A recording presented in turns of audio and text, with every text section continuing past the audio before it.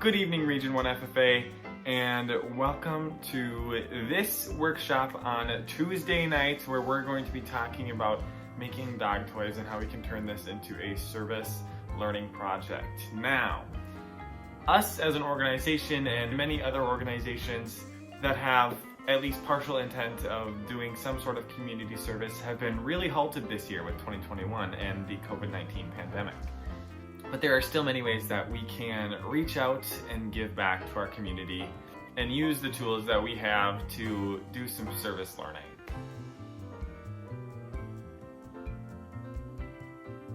Do you have an abundance of old t-shirts that you no longer wear because they don't fit you, you don't like the color, whatever reason? Well, get those handy because today we are going to be making dog toys out of old t-shirts and donating them to a local humane society.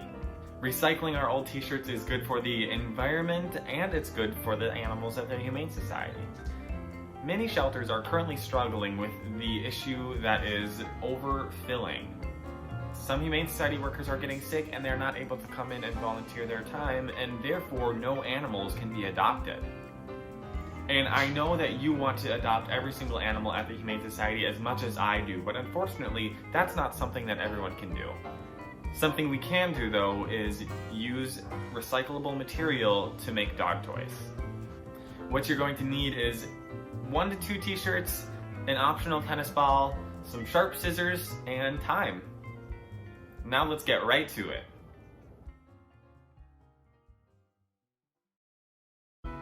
Alright, we're going to start by laying our t-shirts right in front of us, flat, right like this. Get your scissors handy and everything. It's okay if you've got creases in it like the one right here. The dogs aren't going to care. It's going to chew the same. When you're cutting, you're going to try and make sure to get as little of this print in your strips as possible. It's okay if you've got a little bit, but I'm going to start off just by cutting right underneath it. You only need about 1 foot of fabric, so cut at least the bottom foot of your shirt off.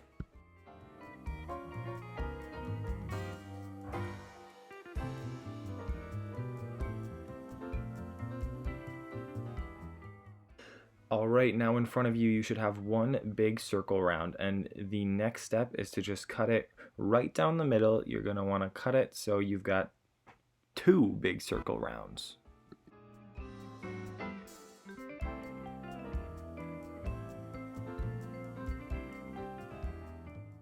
Next step, as you just saw, I'm going to cut both of these strips right in half, so we've got 2 big lines of the t-shirt. And next what we're going to do is lay them on the table flat in front of you in a T shape. You want it to be as perfectly symmetrical as possible, so one right over the other, just like a T. Grab your tennis ball and place it right in the middle.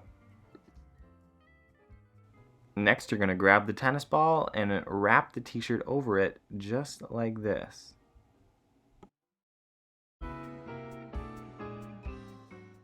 Then, with your excess t-shirt of the same or different color, cut a little strip just like this and tie it right around the head as hard as you can. For me, I tied 1 knot, then I went around 1 more time, and then I tied 2 knots. Perfect, and once your knots are tied, you've got this ghostly looking thing. Lay it out. It should look like an octopus. Lay an octopus with 4 legs at least. Lay the 4 legs out, and you're gonna start to cut the legs into 3. So a really easy way to do this is to make 3 little snips at the very bottom and then just pull like this.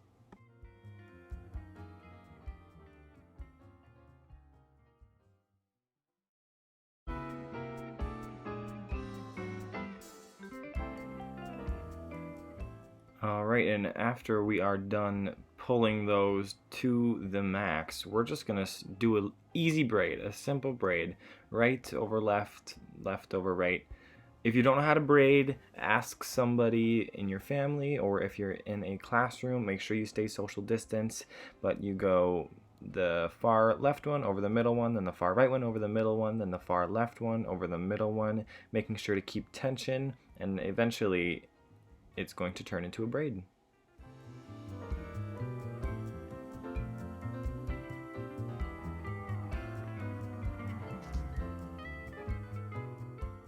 Alright, we're at the end of our braid now, so I just gave him a quick little pull to extend it a little bit, give it a little bit more length, and now we're just going to tie it off. So what we're going to do is take the two on the outside and tie just a normal knot in them. Tie it really hard and just a normal knot like you would tying off anything, and then take one of those and tie the same knot but with the string that you didn't use last time.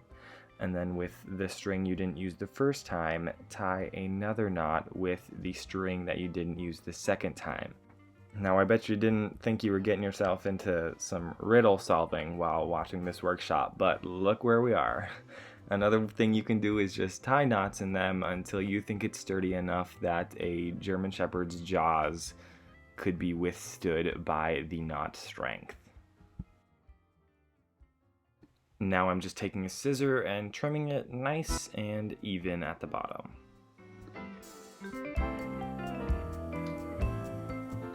Now go ahead and do it to the other 3 legs of your octopus.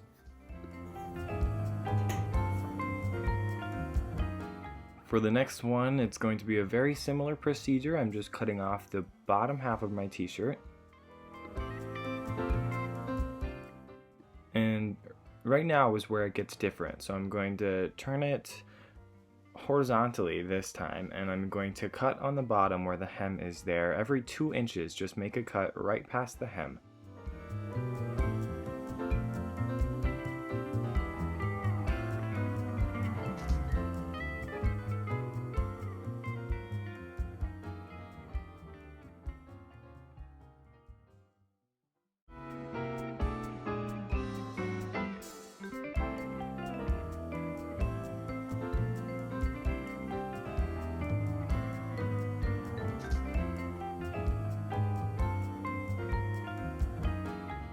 And after you've made your cuts every 2 inches, it's going to be super easy for you to just take them and rip it into strips.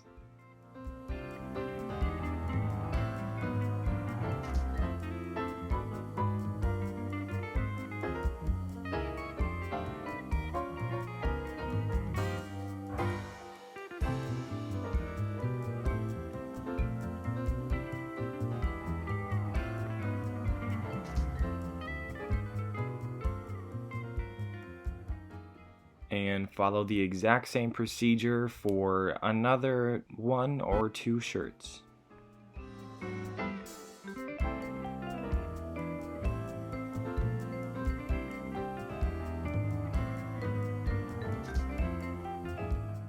Now that we've got a lot of strips, I'm just going to divide them into even piles.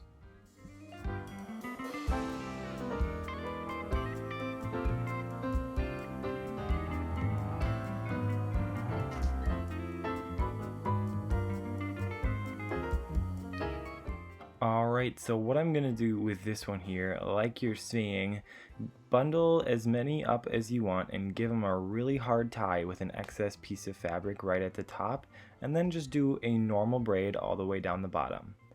Grab another piece of excess fabric and give it a nice hard tie at the very bottom, doubling it, wrapping it around, making sure it's super duper tight, and then just trimming off the excess t-shirt so it looks nice and symmetrical.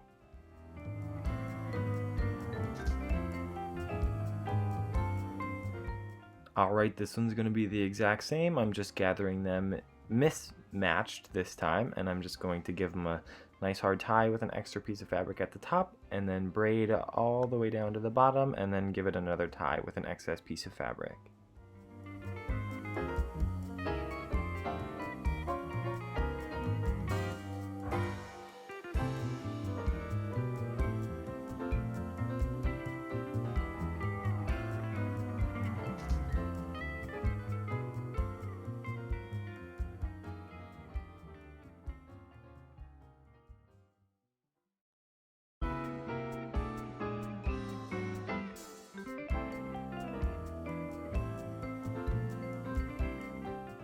With this last one, I tried to do some fancy things like different types of braid. It didn't work too well, so I'll save you the trouble of attempting to do a fancy braid.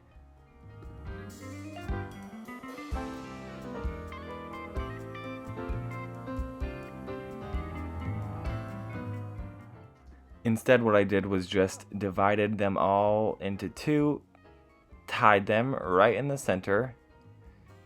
Then what I did was made two braids on each side. So this one was basically two braids with a knot in the middle.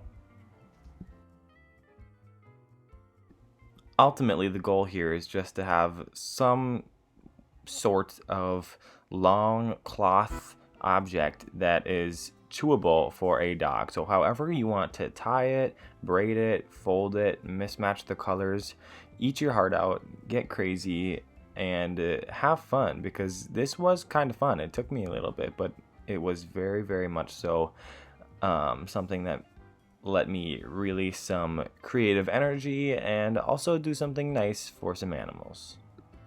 And just like that, you guys have your own dog toys. I'm gonna name this one Squidward.